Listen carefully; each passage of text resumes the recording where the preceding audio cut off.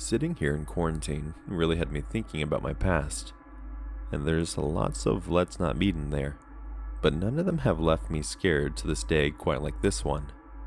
I was maybe 8 years old, and it was near Christmas, sometime during mid-December, and had just gotten home with my mom and sister from seeing Santa. My mom had put some music on the TV. This is ingrained in my memory. I can remember the music video had purple butterflies, and it was a country song by a pretty lady with dark brown hair. I wish I could think of the song, but I can just see the video, and ran upstairs to go to the bathroom. I heard someone knocking, and being the big brain of operations, I told my sister to go tell my mommy while I answered the door. It was a man, tall and skinny, with a huge bright smile on his face, and this toy in his hand. It was a remote-controlled racetrack with 2 cars, and he looked around the living room behind me and said, "Merry Christmas. This is for you and your sister. I'm donating toys to all the kids in the neighborhood, and this is the last house. I have so many toys left, I'll need help carrying them." He pointed over his shoulder to this beat-up little gold car with a lot of big bags in the trunk and some toys in the back seat. Was a small dog and a little tricycle and car seat. It was static. You know how exciting that is as a kid, because we were so poor that we hadn't even really been able to decorate the house. Thanks, Mom, that heroin money could have bought a tree instead of the bush you got from our yard.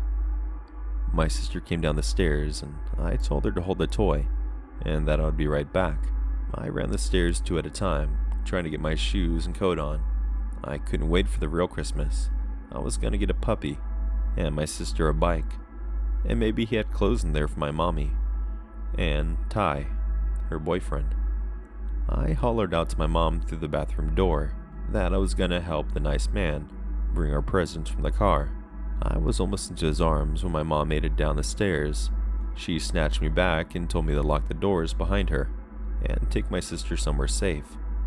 I had designated hiding spots in case her and her man would fight, or my grandma would come over to take us. We hid in a crawl space for what felt like years before I heard my mom say it was safe. As a 23-year-old looking back, he was 100% trying to kidnap me and my sister. So, Mr. Christmas Cheer, please, let's not meet again.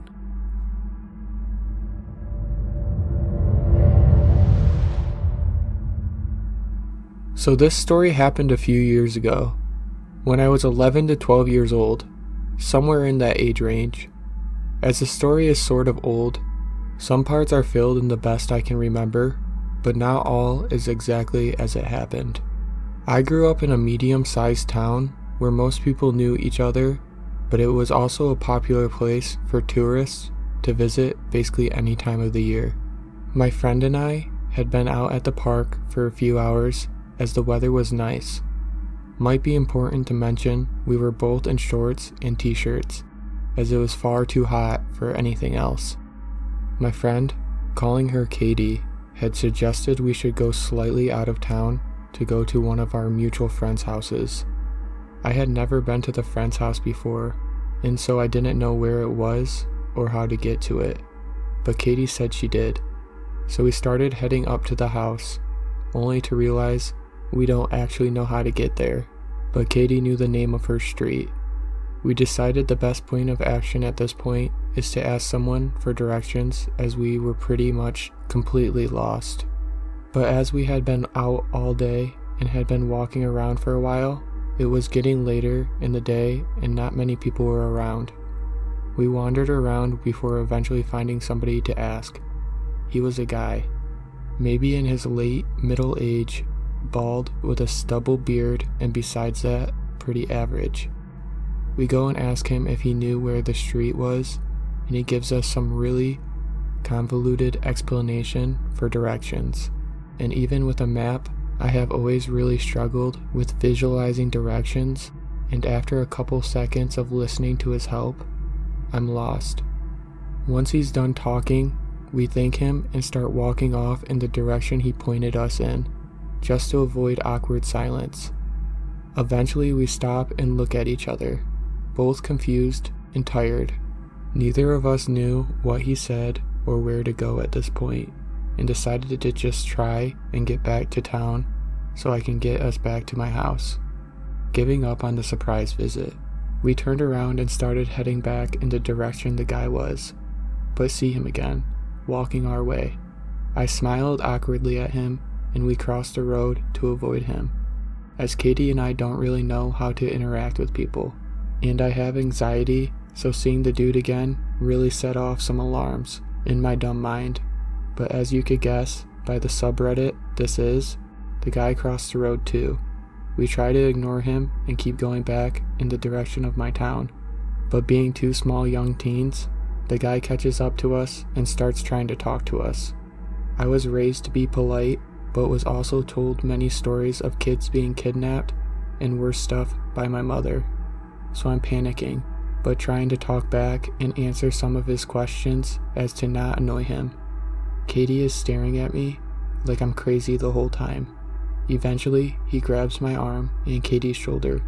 Immediately, I'm on the verge of tears, thinking that I'm for sure going to get kidnapped.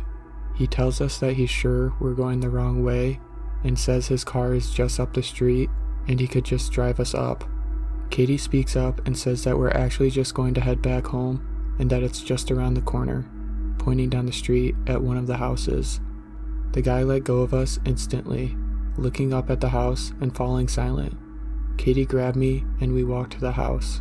Once we get to the door, we hesitate at the doorstep. I look over my shoulder, seeing the guy is gone. Once I know he's not hiding behind a corner, I start crying a lot, and we get back to my house without any other issues. When we get back, my parents called Katie's parents, and they talked about the situation before coming to get Katie. I tried to describe the guy to my mom, as she knows most of the people in town, as she worked in a popular but small shop, but we ended up pretty sure he was a tourist.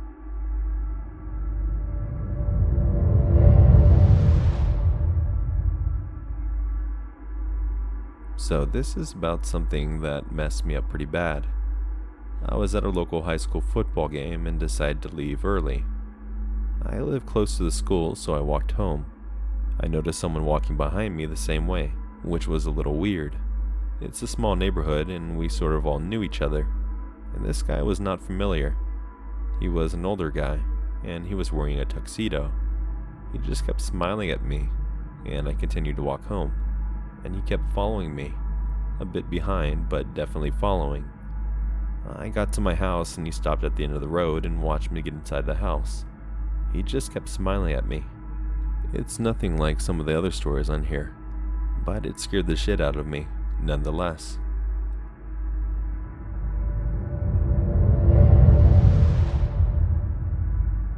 This happened when I was a sophomore in high school. I used to take private bus to school and back. However, when it came to dropping me off home, I was always the last one, because I lived a little bit outside the school district.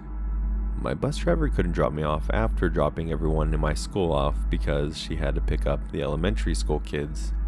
As a high schooler, we left school much earlier, so I either had to wait for her to drop off every elementary school kid off, or I could just walk home from the elementary school. That school was fairly close to my house. It was only about a 10-minute walking distance, and I would walk home every day from that stop. On one particular day, I got off the bus that would park behind the school's field in the back and started walking towards the adjacent parking lot. The school is located in the front of a very busy street that was connected to the highway, and in the front of the school there was a mall. I always wore headphones to avoid the noise of the busy street while I was walking home. When I got to the other parking lot, a small white car had just pulled up, and the guy inside it started calling out to me. I usually ignore everyone that tries to talk to me when I'm walking home, but I accidentally made eye contact, so I decided to see what he wanted. I didn't notice it then, but looking back, the man was acting very strange. He was sort of jumpy and sweaty. His car was old and he had a mess inside.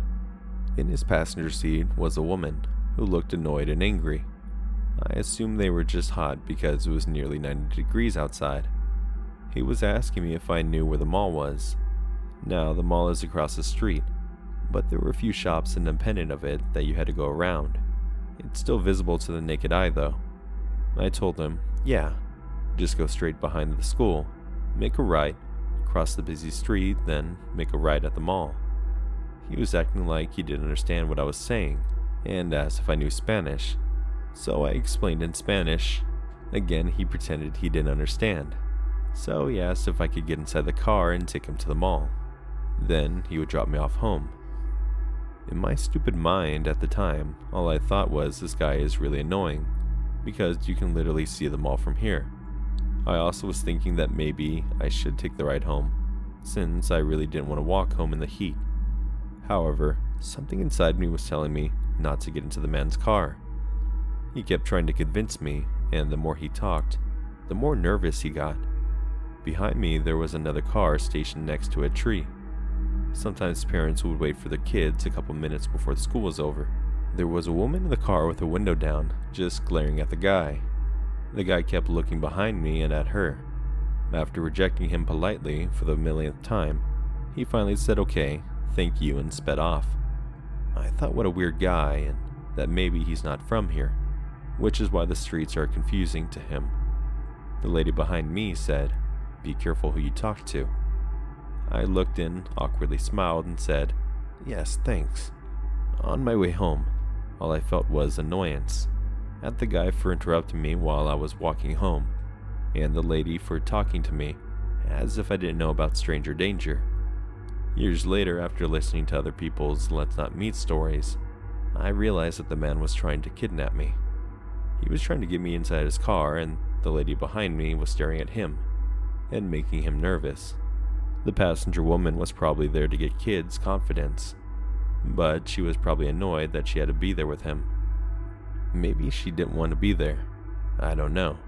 It honestly gives me chills to think that they went to the school to try to pick up children. I wonder who else they tried talking to. There's parents and security around, which is why I didn't see him as a threat at first. But if it weren't for my gut feeling, I could have easily got into the car and disappeared.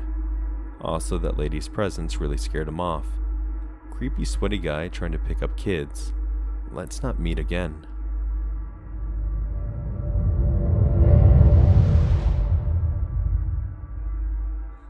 When I was young, I believe about 8 years old, my family was attending my brother's soccer game. Me being a bored, ADHD youth, I ran off to play in a nearby park, within view of where the parents were standing. The view of some of the park was slightly obscured by a few trees, which is an important tidbit for later. I wasn't the only kid in the park, and with some organization from one big kid, we had all become involved in an exciting game of tag. As the game dissipated, the big kid approached me. If my memory is correct, he was around 14 years old.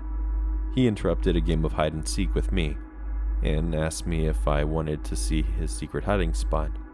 Now, I had been educated by my parents on how to avoid sketchy situations and avoid abductions, and this otherwise would have set off some red flags for me, except the fact that he was a teenager. So in my little head, he was just another kid. He praised it as a secret spot where we could spy on people, but nobody could see us, and claimed he had a stash of candy there that he wanted to share with me.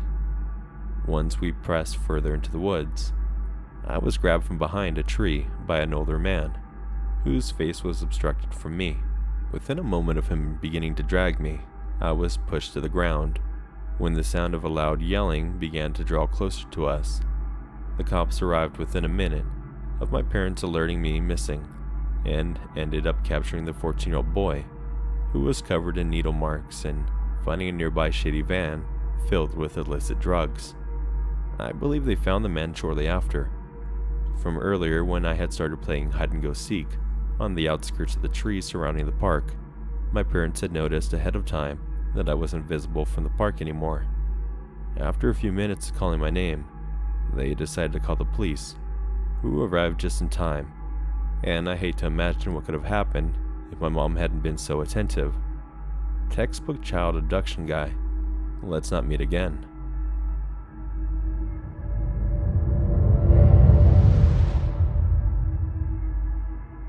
This happened about a year ago. Since then, I've never had a haircut. My mom and I were in a mall salon for a haircut. She stated my name to the receptionist, and since the salon was not that full by that time, I immediately got called. My hair was shampooed by a skinny guy who was a little too chit-chatty. He was the junior hairstylist. While he was washing my hair, my phone beeped several times. Since I had messages from my friends, he started to ask me questions like, "Do you have a lot of friends? Is that your boyfriend texting you?" I thought it was weird, however, it wasn't over yet. He started asking me where I live, where I go to school, and do I have someone waiting for me outside. Of course, I did give him the right information. He was starting to give me the creeps. Now, a junior hairstylist usually assists a senior hairstylist, right?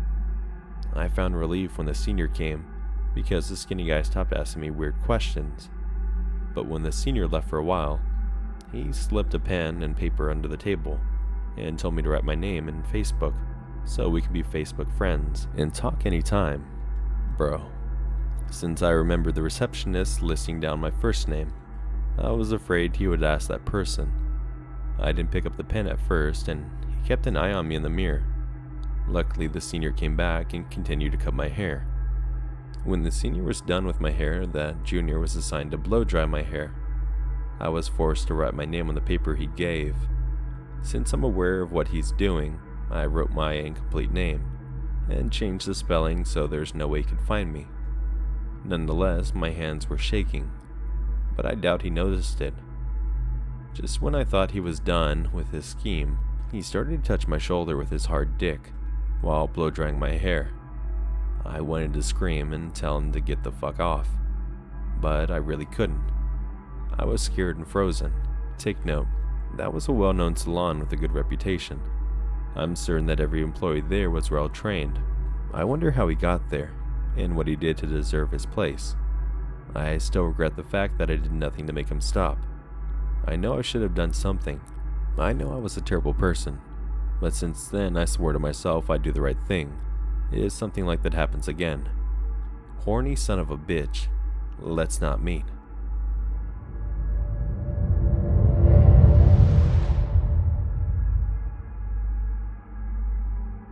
One night, I got a knock at my door. I live in a small studio apartment by myself at the time, and barely knew anyone in the entire apartment unit, including my only neighbor. I lived next to a corner unit and had a hallway on the other side, so his unit was the only one sharing a wall with mine.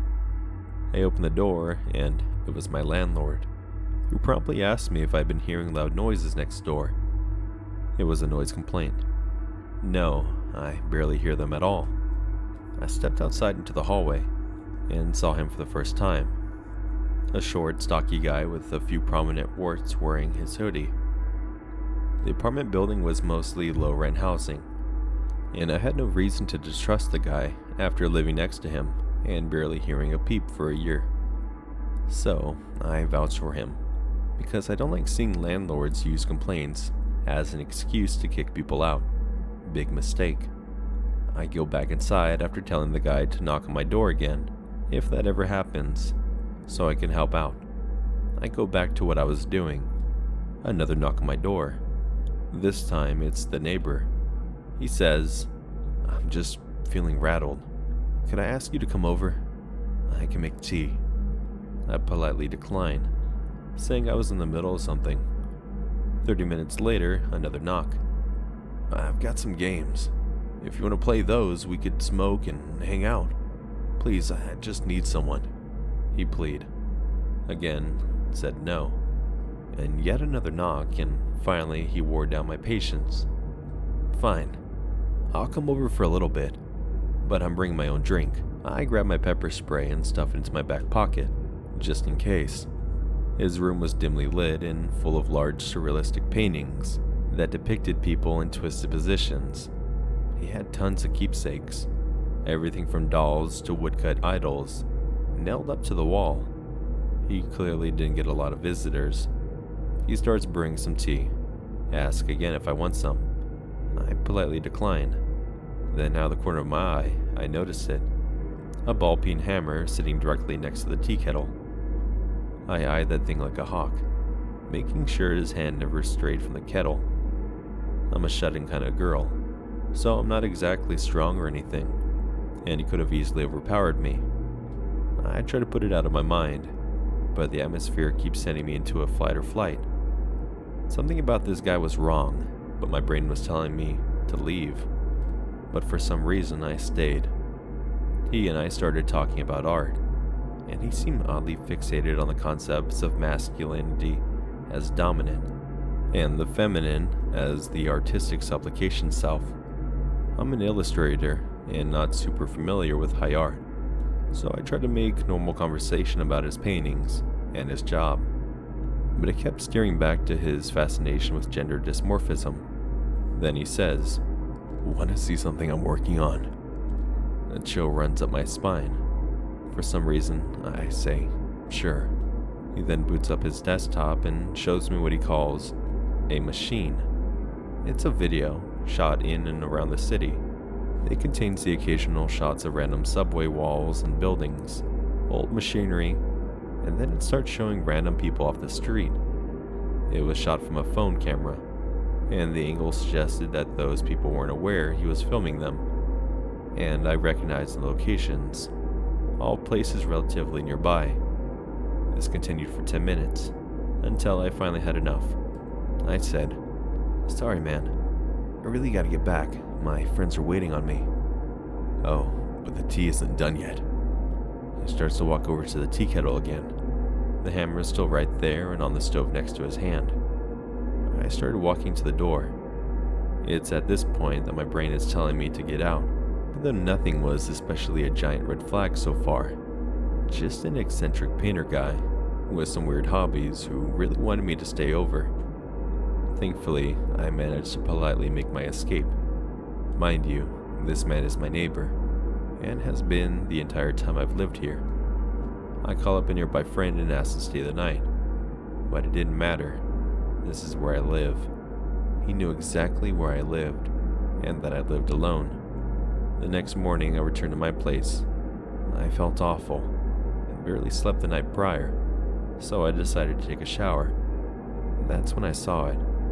A small hole in the tile, just big enough to see through. The bedroom shared the same wall with him. How long had he been there? I looked through it, and clear as day, I could see back into that dingy apartment. I promptly covered it. I never heard from him again, no knocks or anything. 2 months later, I decided to move. The landlord's brother, who was filling in for him for the next week while I was moving out, asked me why I was moving. I mentioned I had a bad experience with someone in the building, and I didn't want to rat him out or anything, but the brother already knew who it was. "Oh, him. Don't worry about him. He's harmless." How did the landlord's brother, who had barely even operated the building before, know about my neighbor? Had someone else had a similar experience with him? Was this common enough that he wasn't even aware? I couldn't stop thinking about that hole in the shower, the hammer, the dolls nailed up on the wall, his machine. And why was this guy so sure about him being harmless? I want to believe he was just some eccentric artist with strange fascinations, but that old gnawing feeling just won't go away. Either way, let's not meet again.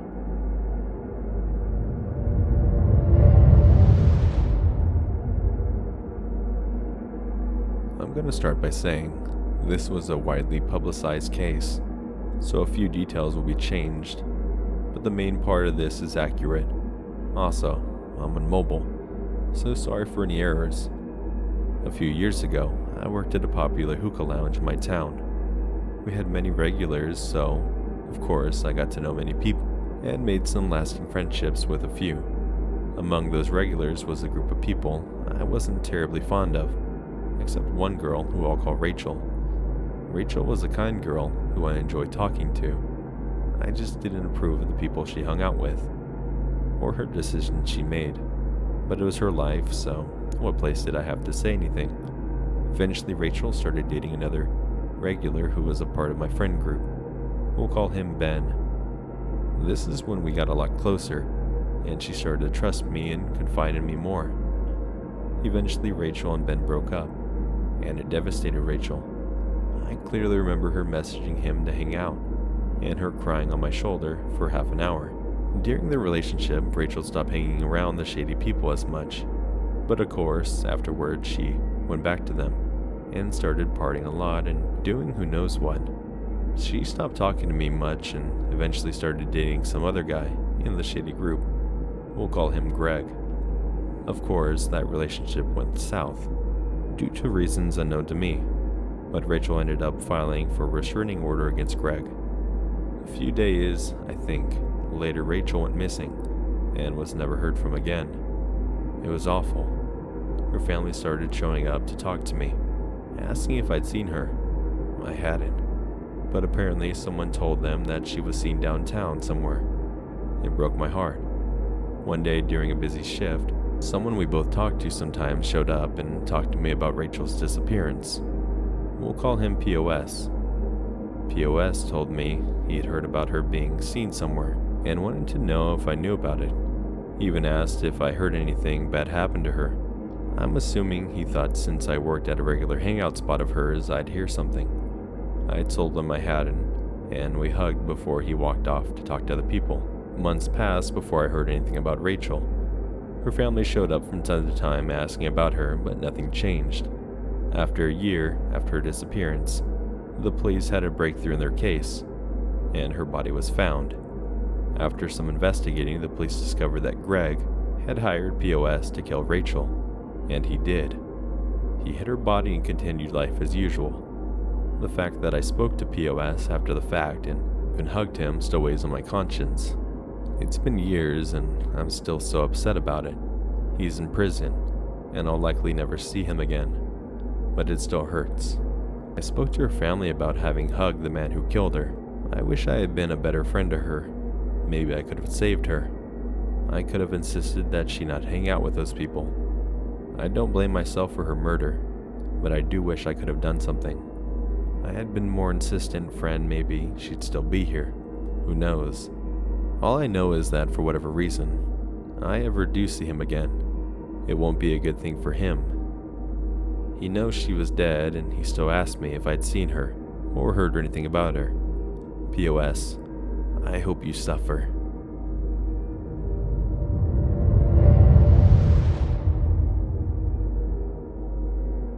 So, this happened when I was about 18, so about 10 years ago.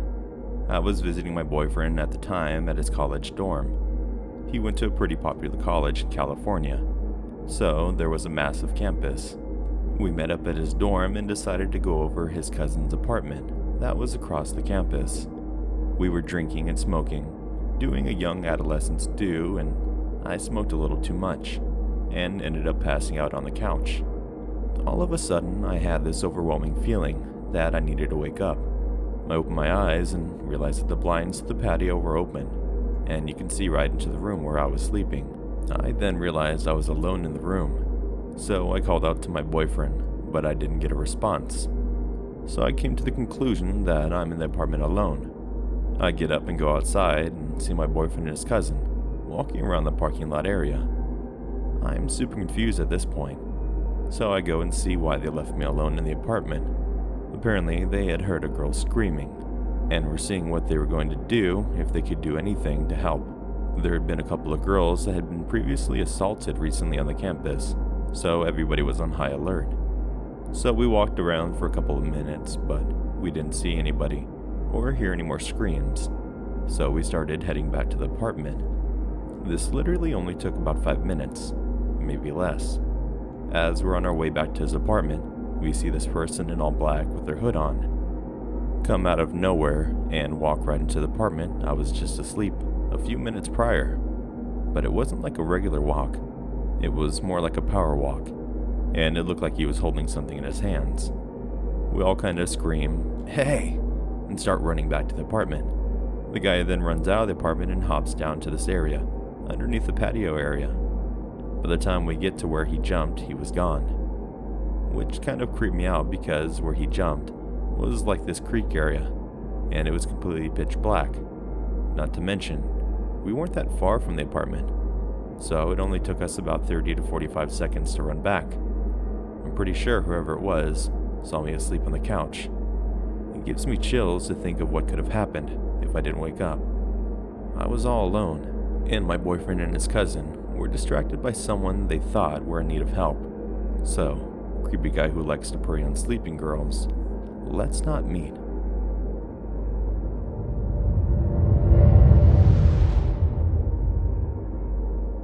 This is my other encounter I had while I was on a walk home from college course.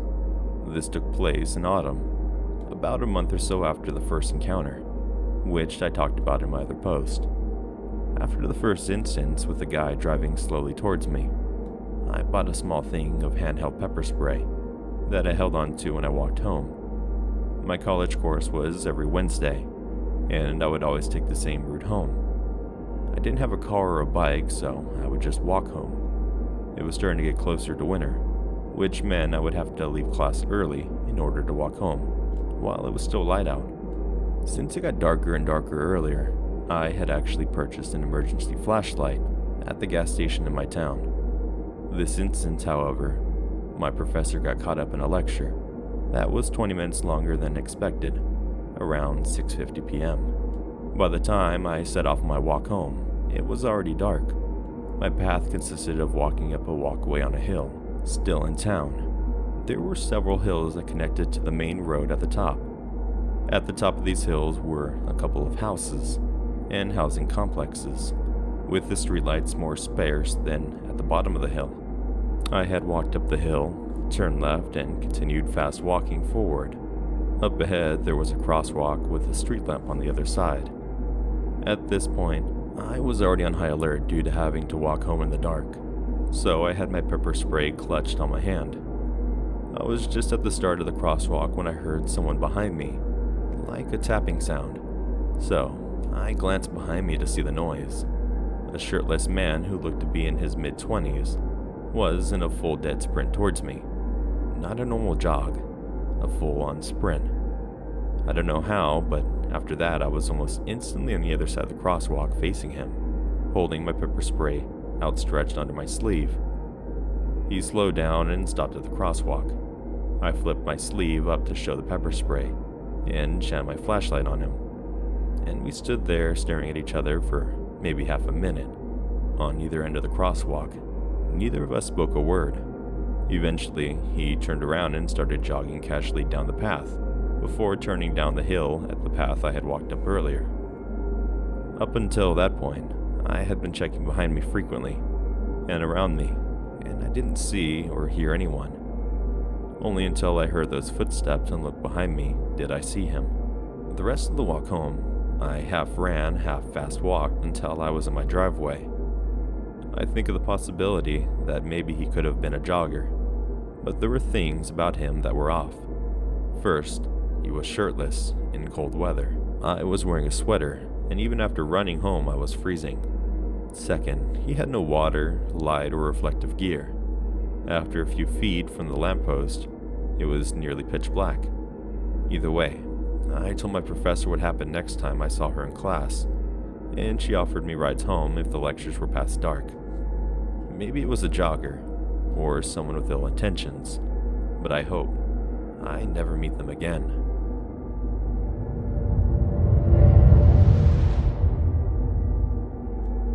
This happened to me years ago in college, but I still think about it on a fairly regular basis, and shudder.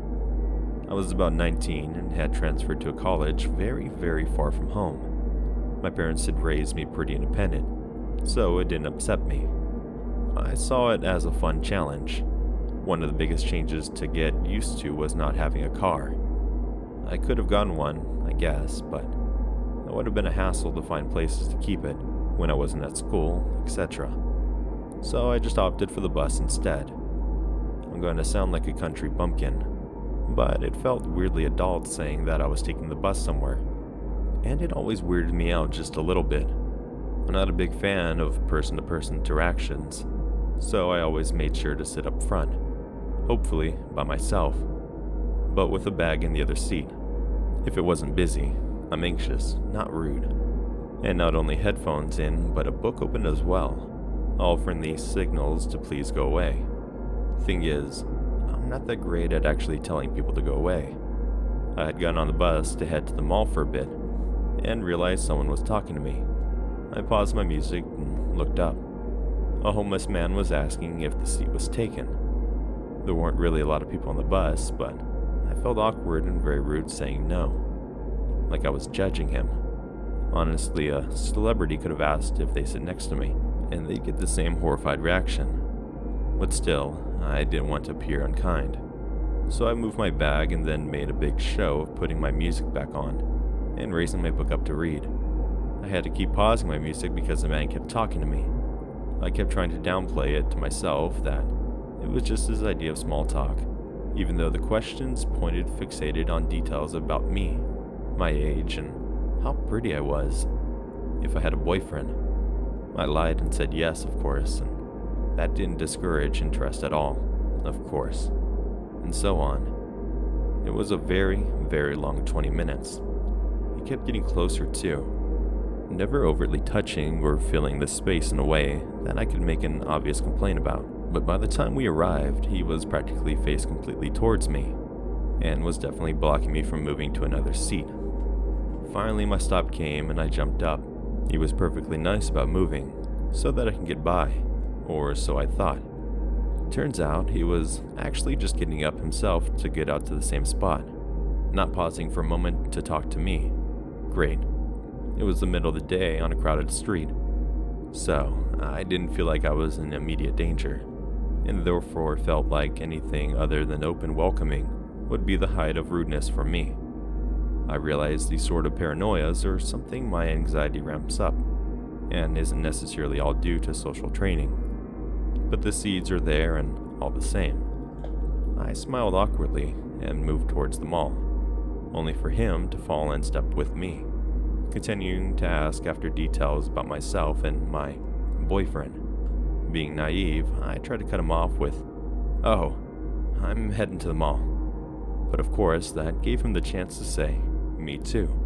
And well, we headed there together. He started talking to me about how good of friends we were now, and how close he felt to me, and so on. Honestly, I checked out a good while ago, and was just trying to find ways to ditch this guy.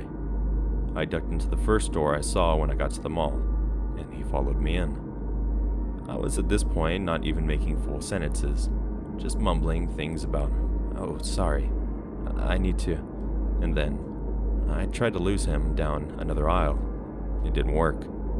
I finally made a turn he couldn't follow quick enough, and literally hid behind some shelves waiting for him to go by. I dashed out of the store and he saw me and yelled for me to wait, and ran after. I ran down the strip and dashed into another random store and went straight to the back to the dressing rooms. I hid in one of them for as long as I felt that I could, and then I peeked out. I saw him in the larger mall area, scanning. God, it was chilling. He finally moved off down the wrong way, and I stayed in the store another half an hour, pretending to look at clothes. I don't know what the shopgirl must have thought. I was clearly shaken, and to the point of tears, but I had called my mother by that point and was keeping her on the phone. Genius me not only didn't think to ask the shopgirl for help, but I didn't tell my mom what had happened either. I just figured she'd be mad at me for not having a good sense of get rid of the guy faster. When I left, I ran out of the mall and went around to the different bus stop, in case the man would be back at the first one. I was so scared that he would show up again, and this time, follow me to my apartment. There's a lot I didn't do right in this situation, but I think the worst part is that I still guilt myself, and that he likely just had mental problems, and I should have handled things better. And it was cruel of me to literally run away. It's terrifying to know that your own mind wants to override your instincts to stay alive, with some construct of politeness. Creepy guy on buses, let's not meet.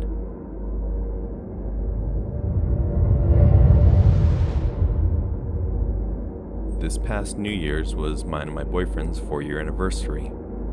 We typically don't do much, so this year we decided to make it special by planning a romantic getaway. At the time, the two of us were living in Seattle, and we rented a cabin in a snowy small town for the weekend. We found a cabin on Airbnb with a hot tub, and we were sold. The cabin was, of course, the last house on the road. To get to it, you had to drive down a small, removed, privated road that ended in a roundabout. Off the roundabout was a long uphill driveway leading up to our cabin. We got to the cabin, and it was snowy and beautiful. The cabin itself sat at the top of a garage, and you needed to take stairs on the back side of the property to get to the front door. When we got inside, there was a booklet with all the cabin's info outlined. The book said that during our snowy season, don't be surprised if there's contracted snowplowers showed up to clear off the driveway. Okay, sounds good. We unpacked and realized that there was no service on either of our phones, but the booklet told us that there was a landline in the cabin if we needed anything. We spent the first night by the fire playing board games and drinking wine. The weekend was exactly what we needed. We planned to spend the next day in town, and that night, I had booked us a reservation for a nice dinner. We were gone almost all day, only returning briefly to get dressed up to enjoy some good food. Dinner was great, and we were excited to head back to the cabin for some champagne hot tubbing. While at dinner, the temperature had dropped, and it snowed for the first time that day, coating everything in a fresh layer of powder. We drove down the private road and got to the driveway. At that point, my boyfriend stopped the car, headlight shining in front, and asked if I noticed new tire tracks. I looked at the driveway, hoping to quickly distinguish the new tire tracks, but they were there immediately. We remembered that the snowplowers could have stopped by, but the issue was, we saw the tire tracks because of the snow, and who plows in the dark? We also knew that once we were in the cabin, we had no service on our cell phones, so we figured we would head back into town and message our Airbnb host and ask them if one of their friends had stopped by their apartment. We waited for a while in town for a reply from our host, but didn't hear back. We could have called, but at that point it was past 10, and we didn't want to be bad guests. We figured we blew the whole thing out of proportion, and might as well head back to the cabin. After all, I am big into true crime, spooky subreddits, and horror movies, so I was probably just psyching myself out. My boyfriend drove us back, and this time, we actually drove up the driveway. Towards the top of the hill, part of the driveway, I noticed something. My stomach dropped as I noticed footprints on the property. We backed down the driveway and took a closer look to see if there were more footprints. From what it looked like, someone had drove up the driveway, reversed down, parked, and then got out of the car, and walked onto the property. Since we had now also driven on the tracks, we couldn't find where the footprints ended. The property was quite large with tons of trees and brush, and we knew that these footprints could go anywhere. The moment we saw footprints, we decided to call the police. We figured it was better safe than sorry. We would just have an officer go onto the property with us and check everything out. We drove down the road till we got service, called the police, and waited for their arrival. The policeman showed up and we followed him onto the property. The police officer scanned the property and determined there was no one out there. Obviously, we were a little shaken up, and a lot embarrassed. We thanked the officer and he left. Needless to say, neither of us wanted to sit in the hot tub in the dark woods after what had happened. Instead, we locked the doors and watched a movie. Champagne-less, we were both tired from the day and passed out pretty quickly. At 3 a.m., we both woke up on the couch with the TV on and all the lights, laughing about how the night didn't turn out as planned. As my boyfriend went to brush his teeth, we heard a noise. It sounded mechanical and only lasted a few seconds. We looked at each other and froze. The garage door. There are very few reasons that someone would need to open the garage door of a guest-occupied Airbnb at 3 in the morning. Like I said, we woke up to all the lights on, and the cabin had lots of windows. We knew that if someone was outside, they knew we were there, and they could see us. I immediately grabbed the landline and dialed 911. We sat crouched in the Airbnb, praying for the police to arrive. We knew that whoever had made those tracks was still on the property, and this time, they were making noise. As I sat talking to the operator, we heard a bang in the balcony. as if someone threw something up onto it. I was also losing my absolute shit when the operator told me the police were nearby. All of a sudden, they were there. We saw the police lights and watched them search the property. Soon we heard banging on the door. It was the police. We were okay.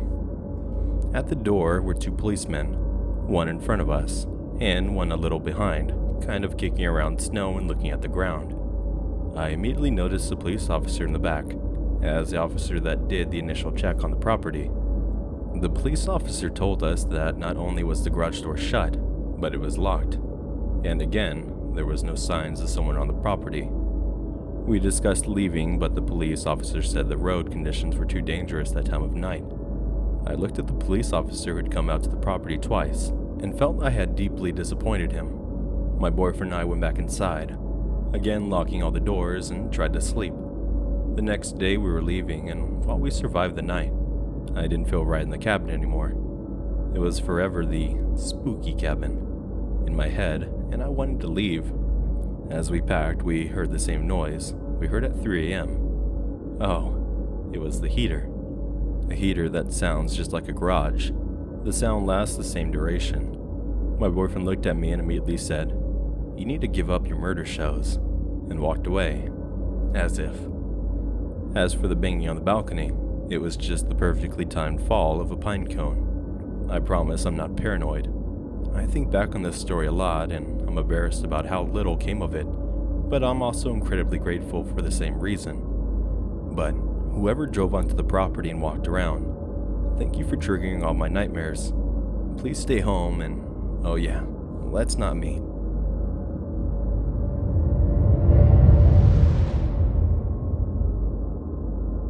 So, about a year ago, I moved into a new apartment, and it was my second year living alone. The city was relatively small, and I go to a local university there. One night I was bored at home, and decided to set up a Tinder date. I was talking to this apparent normal guy, and he asked if he could come over to my place. At the time, I did not see anything wrong with that, so I invited him and said I lived alone. About 20 minutes after the message, he arrives in my apartment, wearing a black hoodie, big earphones, and he asked if there was security cameras in the hallways. I said there were a couple, and from that I could feel that I just made a mistake. He got into my apartment and we made out for like 10 minutes in my bed. Then he asked if he could try some of his kinks on me. At the moment I was not thinking rationally anymore, and I said yeah. He started biting my neck, then my chest, then my legs, and then he started with some really weird kinks.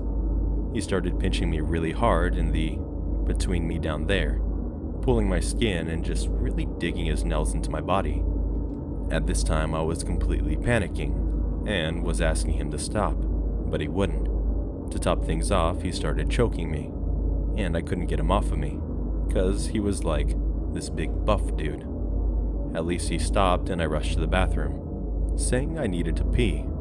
In no time I grabbed a knife, locked myself in the bathroom, and called my other friends to come help me. I got out and told him to get the fuck out of my apartment, or I would call the police. To my surprise, he tried to attack me, but I had a knife in my hand, and I started screaming. After hearing my doorbell, he quickly got dressed and rushed down the stairs. Please be careful when bringing strange people to your home. This shit scared me for life, and I don't think I can do Tinder dates again.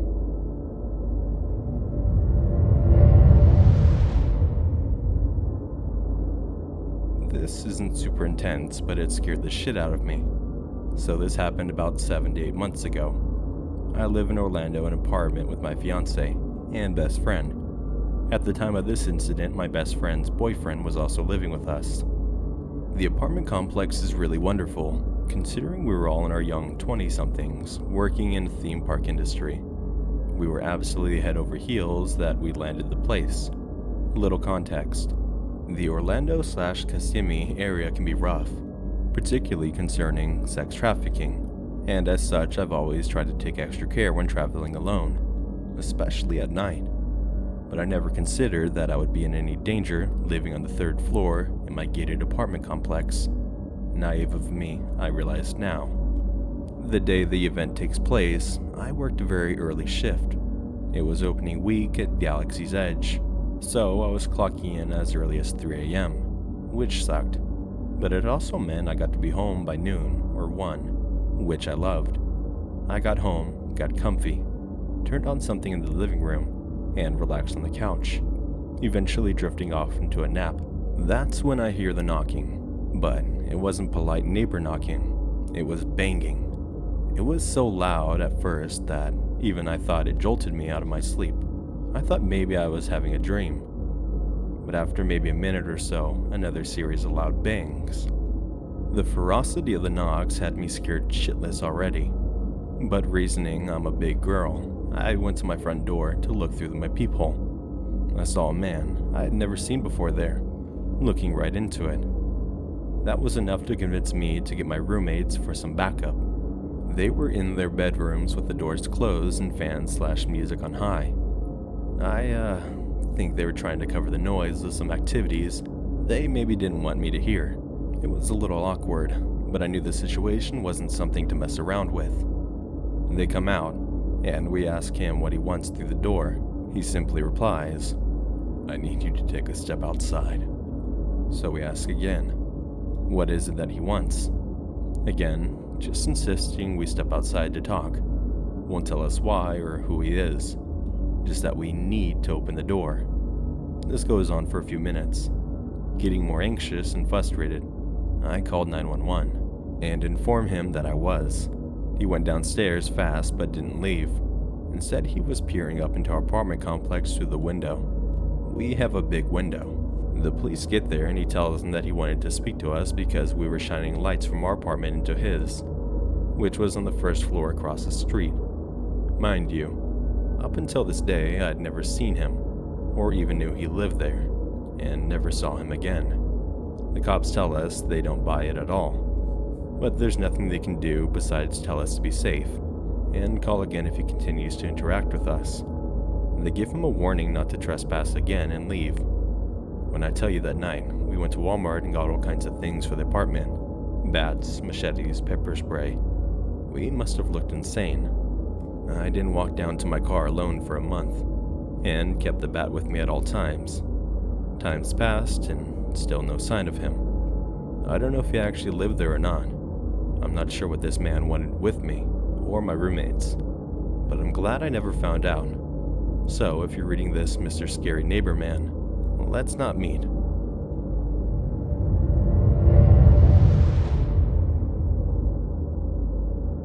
So it's any other day in the life of a bored teen during quarantine. I want to get out of the house and do something. My dad comes and agrees to go on the bike ride with me. We go to the neighborhood park that's less than a mile from where I live, so it's all good. On the way there, we're biking down the street. The park is on and we hear a whistle, like a gym teacher whistle. My dad and I look back and there's a shirtless guy biking behind us. We really didn't care, so we kept going. The park is like 2 minutes away. When we get there, the shirtless guy stops and turns with us. I didn't really want to look behind me, so I just tell my dad to keep going, and we do. There's a bike trail that goes behind the park, so we go on that until right before it gets dark. I talk to my dad as we're biking, saying like, well, that was kind of weird, and I was thinking he was just trying to tell us that the park was closed or something. My dad just laughs it off, and we finally finish the trail and come out to the park. And guess who we see? The same shirtless guy is sitting on the sidewalk at the entrance of the park, smoking a cigarette or something. I got a better look at him this time, and it almost looked like a sheath on his back. Yes, like a sword sheath. So I circle back to my dad and tell him he's sitting there. My dad doesn't seem to care and goes ahead of me. I look back when I get out of the entrance and he's still sitting there. Now again, about 2 minutes later, just making sure I look back again. And there he was biking after us. We hear the whistle and my dad says just keep biking. Keep in mind, I was on my way back to the house and there's a lot of uphills, so we have to grind to get back up. I hear him whistle, so I speed up on the bike and just pedal faster and faster. Now my dad and the shirtless guy are like 20 feet apart, and I'm about 200 feet in front of them. I don't want to know what happened if the shirtless guy catches you, So I turn right on the wrong street and hide behind a truck in someone's driveway waiting for them to pass. They do, and I notice my daddy's yelling at the guy, "Stop" and "No." Stuff like that. You know, basic go away type sayings. The hill to get back to the house is coming up, so my dad takes the ride and starts going up, and surprise, surprise, the shirtless guy is following him. I'm behind them now, so as my dad's slowing down, the shirtless guy tries to ram him and stop his bike. I zoom up behind the shirtless guy, and he tries to maneuver his bike to stop mine. And being the experienced bike rider I am, I kick his bike down while still riding mine up the hill. I'm pretty sure things broke on his bike as I saw pieces fall into the road. I wasn't really sure if they were essential for the bike to work, but he didn't follow me up the hill. I jokingly told my dad, "You're welcome," and we stop at the midpoint of the hill and watch him. I wasn't sure if we should call the cops or anything, so my dad and I just talked about what we should do. We decided not to call anyone, so I biked up the rest of the hill, still shaking, and still watching our backs. Thankfully, he didn't follow us that far. Needless to say, that was the quickest I've ever gone up that hill. And needless to say, I don't want to go on that trail alone anymore, especially nearing dark. So, to that shirtless guy who tried to stop my dad and I with a whistle, let's not meet.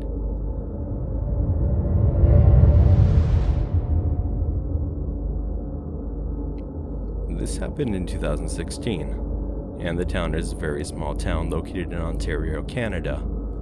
The town is always such a peaceful place, with a small highway in the middle. My name is McKinley, and my age at the time was 15, and this happened in late September, a few weeks after high school started. It all started with the normal routine of getting to the bus stop by 7 a.m., with my little brother, who is an age under, following me there. I kept passing the last few houses till I saw it, and I thought that it was some type of Halloween dummy, with the pale arms and legs and all in a ball, curled up into a ball. But it wasn't October yet. I kept my distance and looked at the figure a little more, and noticed it had a strong detail of hair on the legs, making me know it was a real human. I told the others that later came about the figure at the bus stop, and they thought it was a homeless person. I'd never seen a homeless person ever in my life. Seeing the crime TV shows made me think it was a dead body. But when I went up to it, I seen its hand move a little. I realized it was alive. I was too scared to tell my bus driver, but when I got to my high school, I told my teacher, and was told to tell the secretary. I told the secretary, and she told the school cop. I told what had happened, and he sent a cruiser to check it out. Turned out to be a boy that once went to the same public school as me before I moved. But the thing that was off was that there was no car in sight. I knew where the boy lived from the past when the bus picked him up from school, which I would say was about a 20-minute drive from the town I lived in. Sadly, since it was past 7, when the cruiser showed up, they couldn't do a thing. I will never forget what he looked like again. Let me hope I never see him again.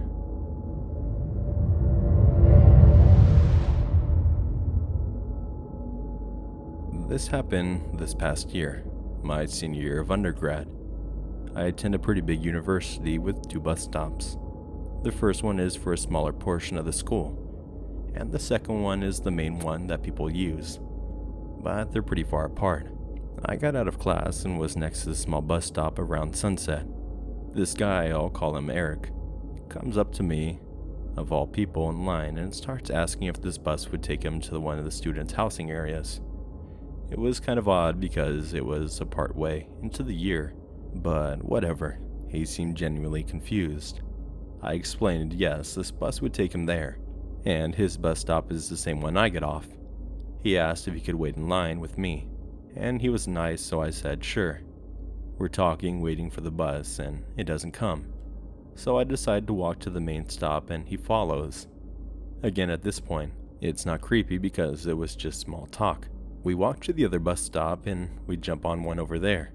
Eric sits next to me, and is berating me with questions that I'm now answering very shortly. Then everything he says is flirty. Like, yeah, come see my pool, so we can tan. Let's work out together, and get sweaty in the sauna. all very weird and random. And I just don't say much because everyone on the bus can hear the conversation. And he asked for my number, which I lie about. But this fucker is like, okay, let me call you. Obviously, I don't get a call. And Eric's like, what the fuck? And I'm like, oh, my bad. I knew he would call it again. So I just gave him the right number. Now I'm regretting telling him I stopped, but I still get off with him. He continues the flirty comments, but the street I'm parked on is opposite of his route home. I say goodbye and wait till he's out of sight. I get in my car and drive away. At this point, it's late and he is gone, so I just went home and forgot about it. He texted me a couple times the next few weeks, all of which I ignore. Eventually he stopped and I forgot about the encounter. Fast forward a few months and I rarely use the bus anymore, because I have a parking pass. One day after class, I decided to go to Vron's right next to the original bus stop.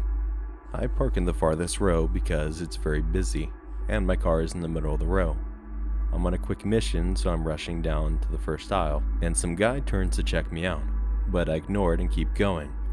I felt the guy's eyes on me, and still, I thought, how do I know this dude? Then I get in line, and there he is at the front of the line grinning at me. It's Eric from the bus. And I'm like, fuck this. So I switch lines, and he checks out way before I do and leaves. I get my stuff and walk out to my car. I was parked just far enough that you couldn't see my car, just the direction it was in. As I get closer, there's Eric standing right in front of my car. This was disturbing because he wasn't waiting at the door of the store in the middle of the lot. Nope, right at my car. He positions himself in between me and the car, and he's grinning and says, I know you. I played dumb saying, sorry, you must have me confused. And he says, no, you're blank from school. I say, no, that's not me. I don't go to that school. He believes me and starts aggressively asking me out. I say, no thank you. I have a boyfriend. He says, okay, so you can't have friends? And I look at him and say sarcastically, do you really want to just be my friend? He just grins at me and replies, no. He then says, don't worry. When you're single, I will find you. The way he said it was very unnatural and creepy. He finally gets out of my way and lets me into my car. He watches me leave the parking lot and I drove to my brother's house just because of how unsettling that encounter was. On one occasion, I came from a group project and had to take the bus. It was crowded from when I got on, so I sat in the first seat I saw. I can hear the conversation behind me and instantly recognize Eric's voice. The girl he was talking to seemed to be really into the conversation, surprisingly. But now here I was on the bus to school that I told this creep I didn't go to. I tried to get off quickly, but somehow Eric and this girl get off before me.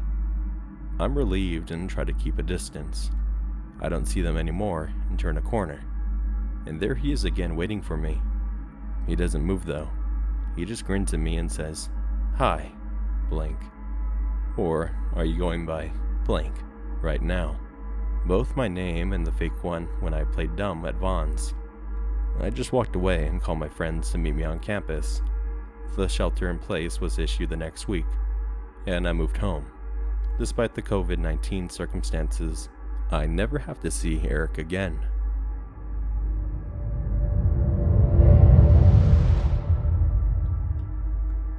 Hey guys, I want to thank you for listening.